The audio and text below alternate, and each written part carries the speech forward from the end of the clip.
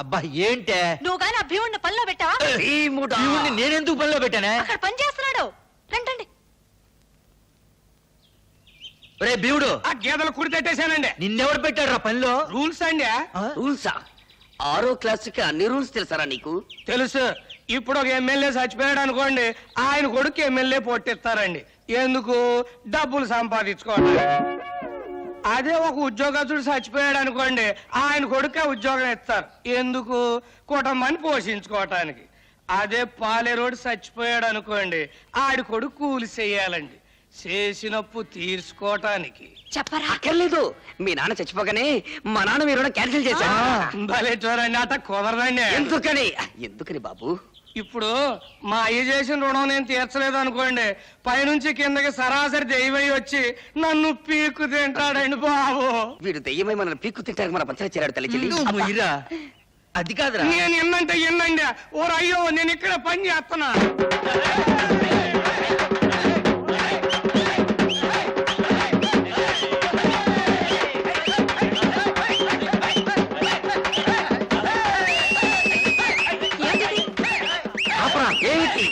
ఏమిటి డప్పు? అయ్య బాబు ఏమిటి డప్పు అని ఇప్పుడు అడుగుతున్నావు? డప్పు కొట్టడం మొదలెట్టినప్పుడే నేను అడిగా, చెప్పలేదు. ఏమిటమ్మా ఆలస్యం? ముహూర్తం దాటిపోతుంది, త్వరగా కానివ్వండి. ఏంటిది? అయ్యో, అబ్బా అబ్బా అబ్బా, ఏమిటి ఇదంతా? కానీ అయ్యో ఏంటండి? హారతి గై కొనుమా. ఏమిటి తతంగమంట? ఒరే భీముడు, నీకేమన్నా తెలుసంట్రా? తెలుసండి. మా గూడెంలో పోలేరమ్మ జాతరలు చేస్తాం కదండి, అప్పుడు దొన్నబోతుని వేస్తాం కదండి, ఇట్టాగే పూజలు చేస్తామండి. అబ్బా, కరెక్ట్ గా చెప్పావు భీముడు. మీ అబ్బాయి తగలబెట్టిన ధాన్యం ఖరీదు 15 లక్షల రూపాయలు. అది ఇచ్చినా సరే, 5,000 ధాన్యం బస్తాలని మిల్లులోంచి తోలించినా సరే, 24 గంటల్లో ఇప్పుడు జరిగిన పూజకు అప్పుడు బలి జరుగుతుంది. డబ్బు కట్టకపోతే రేపు నువ్వు సూర్యుడిని చూడవు, సూర్యుడు నీ శవాన్ని చూస్తాడు. పదండ్రా.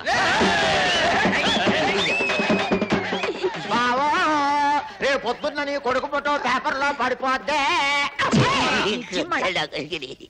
కాళ్ళ చక్రం గిర్రున తిరుగుతుంది. నాకు చావు దగ్గర పడింది. రేపు సూర్యోదయం అవ్వగానే అయ్యో చక్రం కూడా ఆగిపోయింది. అంత బింబేలు పడిపోతావేంటి? శివాజీ గారు నేనేం చేయలే. చూడు జాకెట్ల జాకి, ఆ శివాజీ గారు నన్ను చప్పుట పెట్టరా, నాకు నీరు చచ్చుట పెట్టరా? నీకు నువ్వు చచ్చుటే బెటరు. ఎందలకు? ఎందుకంటే ఇప్పుడు నీకు నువ్వు చచ్చిపోవాలనుకున్నావు అనుకో, ఫ్యాన్ గురేసుకొని చావచ్చు, రైలుకి తరగా పెట్టి చావచ్చు, ఎలికల మంది చావచ్చు. మరీ అంత కాదనుకున్నావు అంటే సైలెంట్ మింగి ఫట్టక్ మంది చచ్చిపోతాను. కానీ ఆడి నిన్ను చంపాలనుకున్నాను అనుకో, ఇప్పుడు పిచ్చి కుక్క తరుగుతారు తెలుసా నీకు? తెలీదు బాబు. నాటు పందిని తరుగుతారు తెలుసా నీకు? లాంగ్ లో చూశాను. క్లోజ్ గా చెప్తా విను. నాటు పందిని తరుగుతా ఉంటే అది పరిగెడతా వెళ్తా ఉంటది, వెనకాల తరుగుతా ఉంటారు, చేతిలో బరిసి ఉంటది. అది పరిగెడుతుంటది, వెనకాల తరుగుతుంటారు, చేతిలో బరిసి ఉంటది. అందుబాటులోకి రాగానే శివాజీ గారు మా బావనే చేయడానికి పందెం. పందెమా? ఎంతైనా పందెమా? ఎంతైనా పందెమా? 5 రూపాయలు వేసుకో.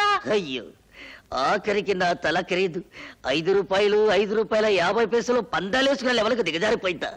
ఈ టెన్షన్ నేను భరించలేను. ఇంటికెళ్ళి మందు కొట్టి నిద్రపోతాను. హలో, బతుకుంటే రేపు కలుద్దాం. హెడ్ జాగ్రత్త. నీ తల తీస్తాడా లేదా అని. అర నిమిషములు 5 రూపాయల 50 నుంచి నా తలకాయ వెల గోలికాయ లెవెల్కు పడిపోయింది. హతవిధి. బాగా తుడవరా.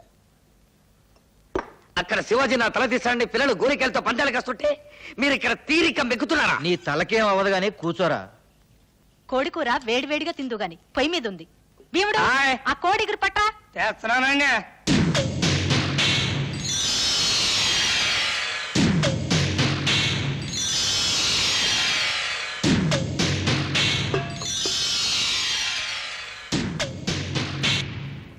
ఏంటా చూపు?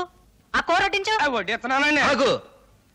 ఆ కూర నువ్వు తినరా. అయ్య బాబు, ఆసాముల కూర నేను తినడం ఏంటండి? ఆసాముల్ని చంపటానికి వండిన కూరరాది. ఆడిని చంపుతున్నట్టు నాటకం ఆడి ఇంటిళ్ళ పాదికి విషం పెట్టి చంపమని నిన్ను ప్రయోగించారు. అందుకే వద్దని నాకు కమతం చేస్తున్నావు. ఏమిట్రా అలా నిలబడి చూస్తావు? కూర తిను.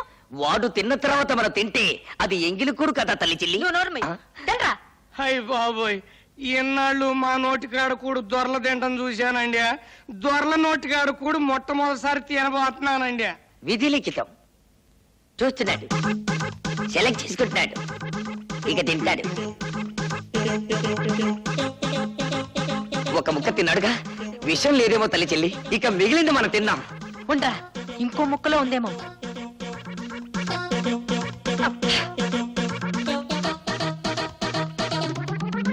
నాన్న, వాడు కోడి మెడలు వాటి తొడలు కసకసా నమిలేస్తున్నాడు. ఇక ఆపమను. ఇంకో ముక్క తిన్నాయి. ఇంకా తిన్న తర్వాత మన మిగిలేదు ఏమిటి? చీకేసిన ఎముకలు పీకేసిన బొచ్చు తప్ప. విషయం కలిపాడో లేదో తెలియాలిగా. కలిపుట్టే ఈ పాటికి చావాలిగా. ఒరే సుంచా, ఈ మధ్య సైనైడ్ తిని వాళ్ళు చచ్చి మనల్ని చంపే సూసైడ్ స్క్వాడ్ వాళ్ళు వచ్చారట. వీడు కూడా ఆ బాబతేమో.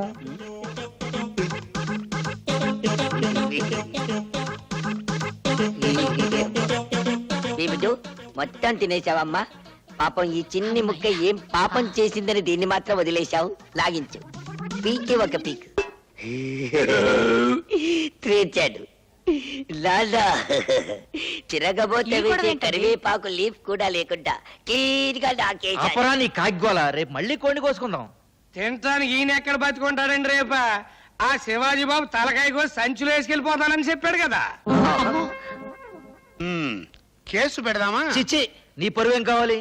ఇలాంటి విషయాలు జరిగేటప్పుడు పరిపాలించే వాళ్ళు ప్రజల్ని డైవర్ట్ చేయాలయ్యా.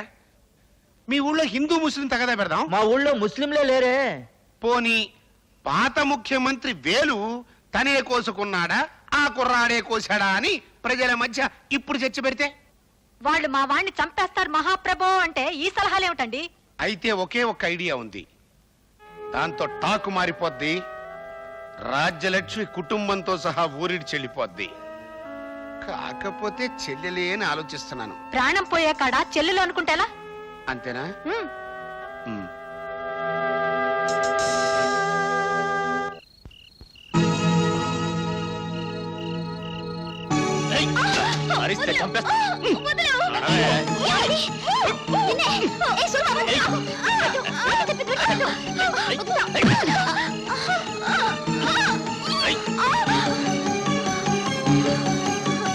తప్పులు చేస్తున్నారని నోళ్లు పారేసుకుంటున్నా ఆ రాజ్యలక్ష్మి ఆవిడ కొడుకు నోరు మూసుకునే రోజు వచ్చింది.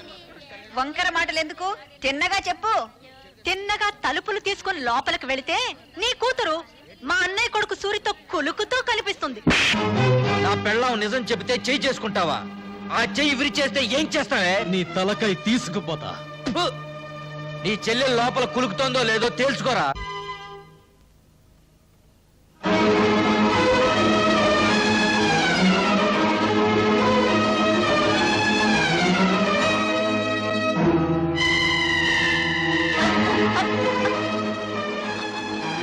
అమ్మ సుధా, సుధా,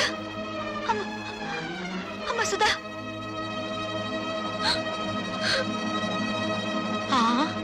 కళ్ళు తిరిగి పడిపోయిందంటే బహుశా నెల తప్పిందేమో. అమ్మని మొగుడొదిలేశాడు, కూతురు చెడిపోయింది. ఆపండి. ఆ సూరిబాబు సుధమ్మని పొద్దుగురికి నాకు ఎత్తుకుపోతా ఉంటే మా ఎర్రబుజ్జి చూసింది. చెప్పవే. అవునండి, చీకటి గొంతులో ఆ బాబు ఎత్తుకుపోతుంటే నీ కళ్ళారా చూశాను. పోవే, వాళ్ళిద్దరు ఆ గదిలోకి వెళ్ళడం నా కళ్ళారా చూశాను. అబద్ధం. గుడిసెలో ఉంటున్న దాని మాట గౌరవించి నేను అబద్ధం చెప్తున్నాను అనుకుంటున్నారా? మేడల్లో ఉండే వాళ్ళ గుడిసేడు పుత్రుడు అనకూడదేంటి? ఏం కూసావురా? ఇప్పటిదాకా మీరు కూసిన కారు కూతల కంటే తప్పుడు కూతలేం కుయ్యలేదు వాడు. రేయ్ సూరిగా, 24 గంటల లోపల డబ్బు కట్టకపోతే బుల్లబ్బాయి బలైపోతాడనుకున్నాను. ఇవాళ నువ్వు చస్తావనుకోలేదు. వాడి మీద చెయ్యి పడితే శవాలు లేస్తాయి. చేసిన తప్పు ఒప్పుకోకపోతే మీ శవాలు కూడా మిగలవు, బూడిదే మిగులుతుంది. ఏంట్రా కూసింది? మర్యాదగా అందరూ డిస్పర్స్ అవ్వండి. మీరు కాల్చి చంపిన నిందపడిన నా చెల్లెల జీవితం తేలందే. ఇక్కడి నుంచి కదిలే పని. అంతే. కలెక్టర్ గారు ఫస్ట్ క్లాస్ మేజిస్ట్రేట్ తో సమానం. రేపు ఆయన సమక్షంలో విచారణ జరుగుతుంది.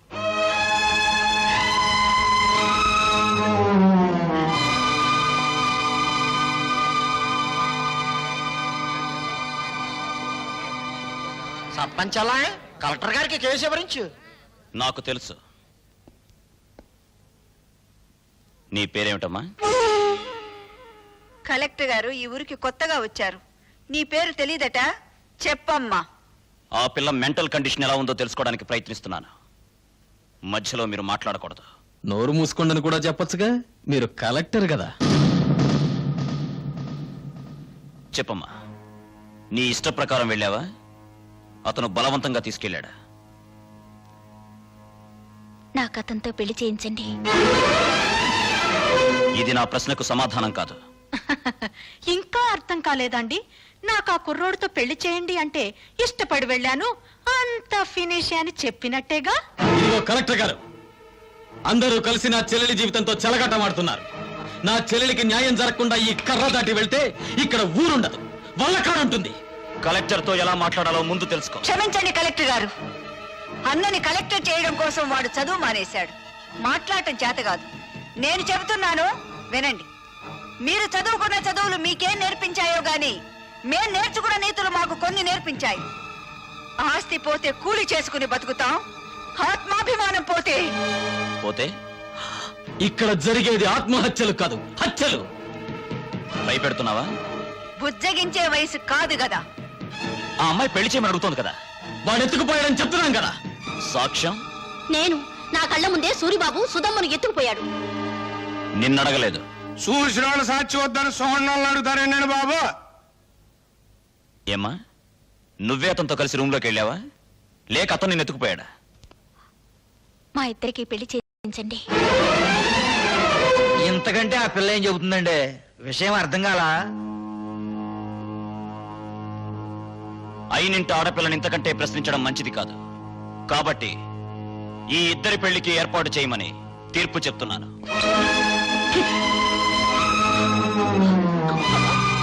బాబాయ్ బాబా, ఆయన మొత్తకాయని తీర్పు చెప్పేసి వెళ్ళిపోతే సరిపోతేటండి.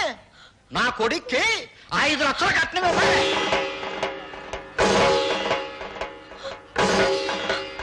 పేపర్ పాపం వాళ్ళు ఎక్కడ ఇవ్వగలరా 5 లక్షల కట్నం? అందరూ వాటాలు వేసుకుని పెళ్లి చేద్దాం. నా వాట 10,000. లెసపలికి తల్లి చెల్లి, నా వాట 5,000. నాన్న నీ వాట? పందిరేసుకోవడానికి తాటాకులు ఇస్తాను.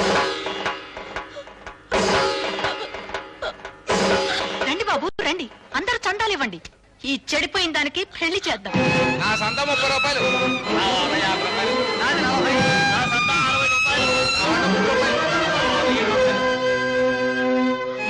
ఊళ్ళో తలెత్తుకోకుండా చేసావు కదా.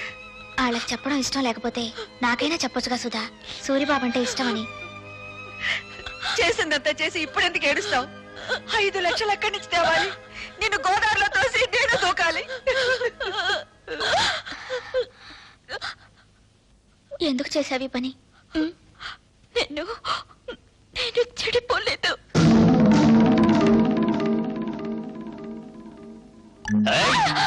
అరిచావంటే చంపేస్తా.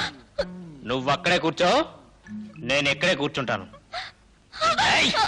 పిచ్చి పిచ్చి వేషాలు వేసావంటే ఇక్కడే భంచిక్ బొమ్మ అనిపిస్తా. నేనిక్కడే కూర్చుంటాను.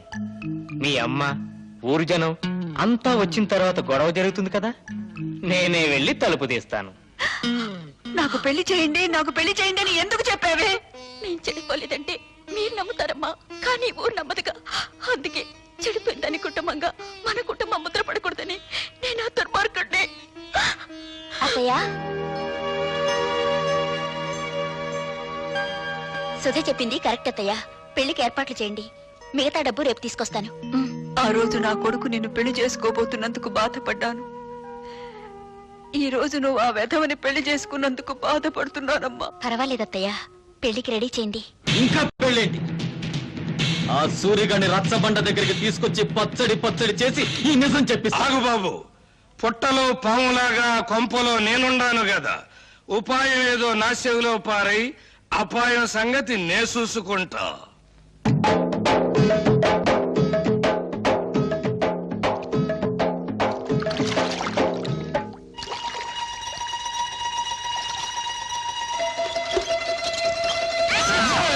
ఏంటో సచ్చినోడా, బాత్రూమ్ తలుపు తీసి అవతల పో. నాకేం తెలుసండి మీరు తలుపులు తీసుకుంటారని చేస్తున్నారని.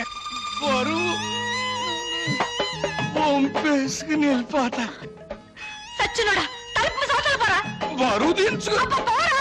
ఛీ! పంపేసుకుని.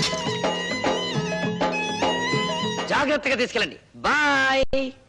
జాగ్రత్త బామర్తి, అందులో ఒక్క రేకు కూడా కింద పడ్డారు వీల్లేదు. నాకెందుకో భయంగా ఉంది బావా. ఎందుకు? నువ్వు చేసిన పనికి మీ నాన్నని భంచిక్ బం చేస్తాడేమోనని. నా జడ్జనగర జనైనా సరే నేను మాత్రం సాధించాల్సింది సాధించాను. బావోయ్ మనోడు వార్త గాని ఫోటో గాని పేపర్లో పడలేదు. రేయ్ నువ్వు ముయ్యకపోతే నీ ఫోటో పేపర్లో పడద్ది. నాన్న జోగిరీలు, ఈ దండ వేసిన ఆశ్రది ఏమిట్రా ఈ పిచ్చానందం? ఏముందండి, సూర్యోదయం అయ్యే లోపల శివాజీ గారు మనోడు తలకాయ తీసుకెళ్లేదు కదా అందుకని. నిజమే నిజమే.